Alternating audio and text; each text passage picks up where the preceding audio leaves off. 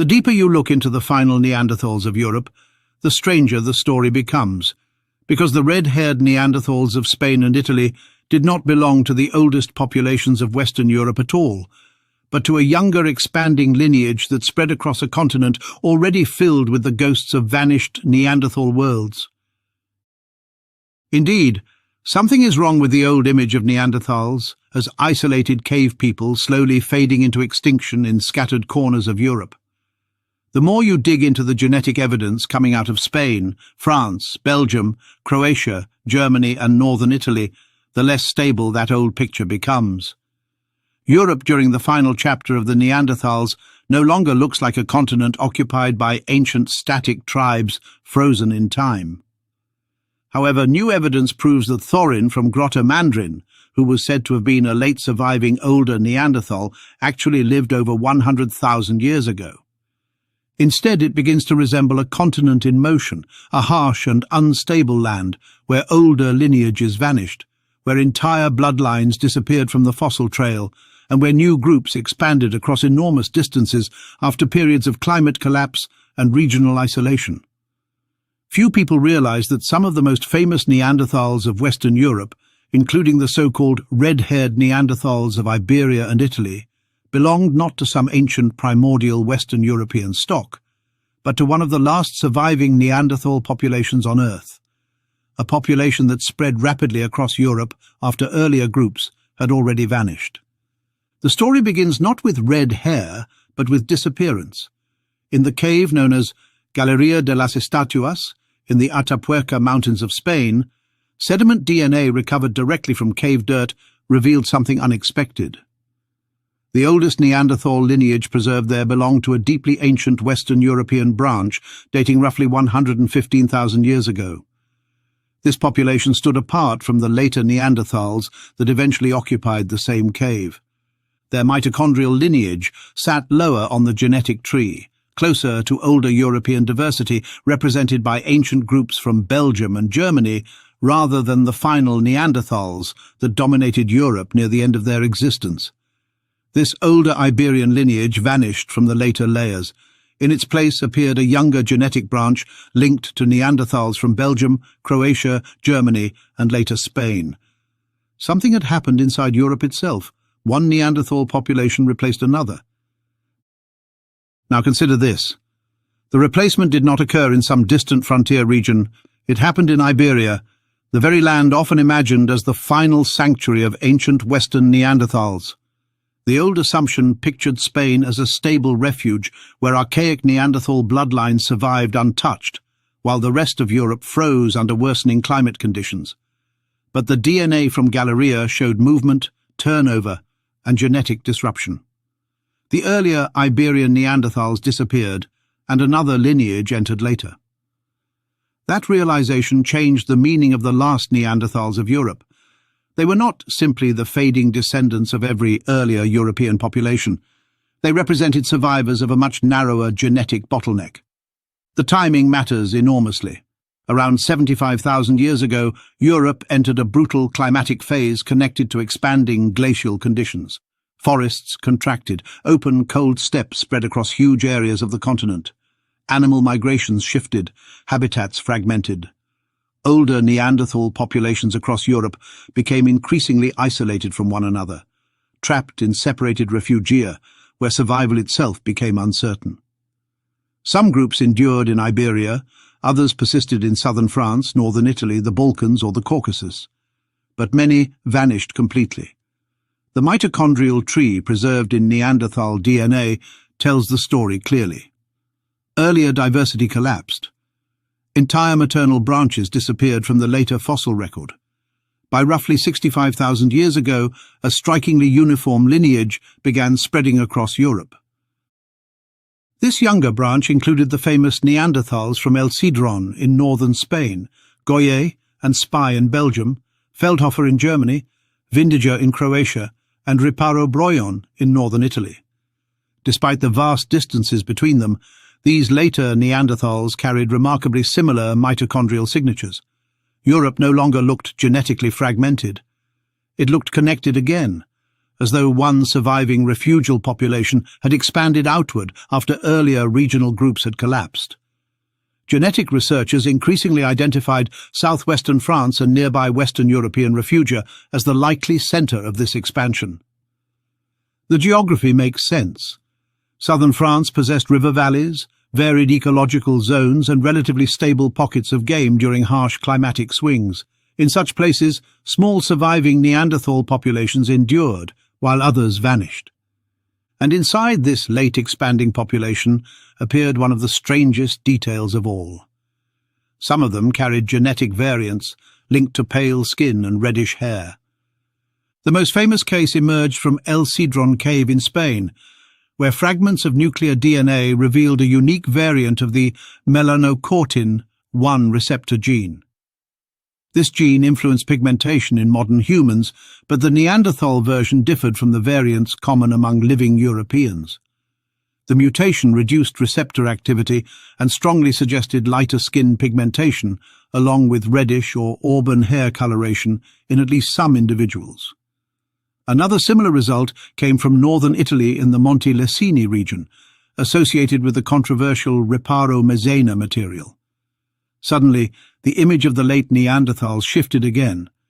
These were not dark, rugged cave dwellers hidden in the shadows of Ice Age Europe. Some belonged to pale, northern adapted populations carrying unusual pigmentation traits that emerged independently inside the Neanderthal lineage itself. Something does not quite fit with the old stereotype. These red-haired Neanderthals did not belong to the deeply ancient Iberian population from Galeria. They belonged to the younger expanding branch that spread after the older Western European lineages had already disappeared. The timing reveals this clearly. El Cedron dates close to 49,000 years ago. Riparo Broyon in northern Italy, genetically linked to the same broader late Neanderthal network, also dates close to this period. By then, the older Galeria population had already vanished for tens of thousands of years. Europe had already passed through a genetic narrowing event.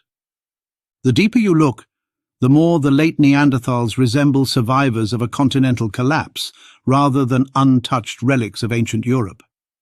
Their populations stretched from Iberia through Belgium and Germany into Croatia and northern Italy, all linked through closely related maternal lineages. Such similarity across enormous distances points toward expansion, movement, and reconnection between once isolated refugia. Even more intriguing, the late Neanderthals from the Altai region of Siberia reveal a similar pattern. The older Altai Neanderthal lineage differed strongly from later Neanderthals found at Chagirskaya cave. Those later Siberian Neanderthals showed closer affinity to European groups such as Vindiger. Once again, the evidence pointed toward movement and replacement inside the Neanderthal world itself. Now consider the implications of refugia. During harsh Ice Age conditions, Europe fragmented into isolated ecological islands. Southern France, Iberia, Italy, the Balkans and parts of the Caucasus became shelters where small populations survived, while northern regions became nearly uninhabitable. Over thousands of years, those isolated populations drifted genetically apart. Some acquired unusual traits, others disappeared entirely. Then climate shifts reopened migration corridors. Surviving populations expanded outward again, replacing neighbouring groups already weakened by demographic collapse. The final Neanderthals of Europe appear to belong to one of these successful refugial expansions. This changes the emotional texture of the Neanderthal story.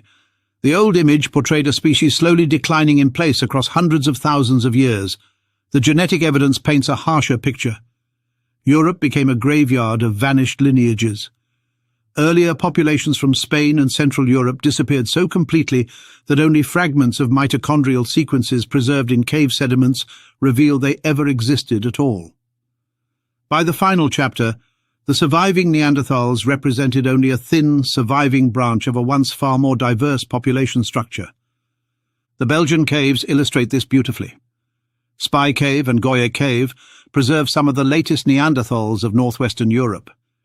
Their genetic signatures cluster tightly with El Cedron and Vindiga. The distances involved are enormous. From Asturias in Spain to Belgium to Croatia spans much of the European continent, Yet the maternal lineages remain closely linked. Such homogeneity points toward recent shared ancestry. The final Neanderthals were not isolated mountain tribes cut off from one another. They belonged to a broad late network that had expanded relatively recently in evolutionary terms. Few people realize how dramatically different this late population was from the older Neanderthals that occupied Europe earlier in the Ice Age. The older lineages from Galeria and Hohenstein-Stadel carried deeply divergent mitochondrial branches no longer visible among the final Neanderthals. Those earlier populations represented a richer and more ancient genetic landscape. Their disappearance created a simplified, late Neanderthal world dominated by fewer surviving maternal lines. And then there is Italy. Northern Italy became one of the critical corridors linking Western Europe with the Balkans and Central Europe during climatic oscillations. Riparo Broion in the Veneto region contained a late Neanderthal tooth, genetically tied to the same late European expansion. Nearby Riparo Mazzena, despite disputes surrounding the material itself, occupied the same geographic world. Even if the Mazzena material remains uncertain, the broader northern Italian region clearly formed part of the late Neanderthal network extending across Western Europe. This network connected populations from Spain through France into Belgium, Germany, Croatia, and Italy. The red-haired Neanderthals fit naturally inside this broader demographic picture. We know, for example, that one female, we are not completely sure, genetic information said, was red hair. Something else becomes increasingly difficult to ignore. The final Neanderthal populations appeared after earlier waves of conflict, isolation, climate stress, and demographic collapse had already reshaped Europe multiple times. The last Neanderthals were not pristine ancient beings preserved unchanged from distant antiquity. They were the descendants of survivors. Their genetics carried the scars of bottlenecks and regional extinctions. Their low diversity reflects this clearly. In some caves, genetic evidence suggests close kinship within local groups, indicating populations had become dangerously small. Yet, despite these hardships, the late Neanderthals expanded astonishingly far. Their lineages spread across thousands of kilometers. Their hunting systems remained effective in brutal Ice Age environments. They occupied forests, river valleys, open plains, and mountain corridors. Some possessed pale skin and reddish hair. Others carried different pigmentation patterns. Their world was far more dynamic and regionally varied than the old stereotype allowed. Now consider this from another angle. The red-haired Neanderthals of Iberia and Italy were not strange, isolated anomalies hidden at the edge of Europe. They belonged to the very population that dominated the final Neanderthal phase of Western Europe. Their pigmentation traits emerged inside a successful refugial lineage that spread widely after earlier groups disappeared. In many ways, they represented the future of the Neanderthal world, had that world endured longer. The tragedy lies in how close this late expansion came to survival. Around 50,000 years ago, the late Neanderthal network stretched across much of Europe. El Cedron in Spain, Goya in Belgium, Vindiga in Croatia, and northern Italian sites all form part of this broader connected system. They had already survived one massive continental bottleneck. They had already replaced earlier archaic Western groups. They had already adapted repeatedly to climatic chaos. These were not primitive creatures stumbling toward extinction. They were survivors of one of the harshest demographic collapses in Ice Age Europe. And yet another population was entering Europe at roughly the same time. Homo sapiens groups expanded gradually into the continent, carrying different social structures, broader alliance systems, and growing technological flexibility. The overlap between the last Neanderthals and incoming Homo sapiens created one of the most complicated encounters in human history. Interbreeding occurred. Cultural contact occurred. Regional competition for territory and resources occurred. But by the time modern humans expanded fully into Western Europe, the Neanderthal world had already become genetically fragile. That fragility explains why the refugia matter so much. Refugia were not simply safe zones. They were evolutionary pressure chambers where small surviving populations endured repeated climatic crises. In those isolated pockets, like Gibraltar, new traits spread rapidly through tiny groups. Unique maternal lineages either survived or vanished entirely.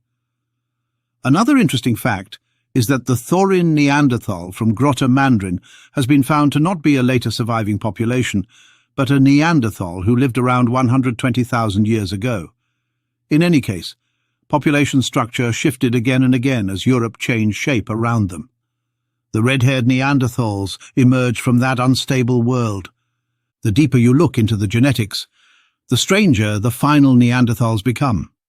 Their appearance no longer matches the crude images inherited from older museum reconstructions. Their populations moved across enormous distances. Their lineages replaced earlier European groups. Their refugial expansions reshaped the continent after climatic collapse. Some carried unusual pigmentation, unlike anything previously imagined for Neanderthals. Others belonged to lineages now completely extinct, with no surviving equivalent anywhere on Earth, and perhaps that is the most haunting part of all. The red-haired Neanderthals of Iberia and Italy were not ancient ghosts from the dawn of the Ice Age. They belonged to the very last flourishing chapter of Neanderthal Europe, a final expansion born from survival, adaptation and replacement, after older populations vanished into silence. Beneath the caves of Spain, Belgium, Croatia, Germany and northern Italy lies the memory of a continent repeatedly emptied and repopulated by different Neanderthal worlds, each believing itself permanent before climate, conflict and time swept it away. Thank you for watching. If this journey through the last Neanderthals of Europe changed the way you see the ancient human past, continue exploring with us as we uncover the forgotten lineages, hidden migrations, and vanished populations buried beneath the Ice Age world. The deeper we look into ancient DNA, cave sediments, and lost refugia, the clearer it becomes that human evolution never followed a simple path. Somewhere beneath the mountains of Iberia, the valleys of Croatia, and the frozen caves of Europe, entire chapters of our ancient story still wait in darkness, preserved in fragments of bone, traces of pigment, and strands of DNA that survived against impossible odds.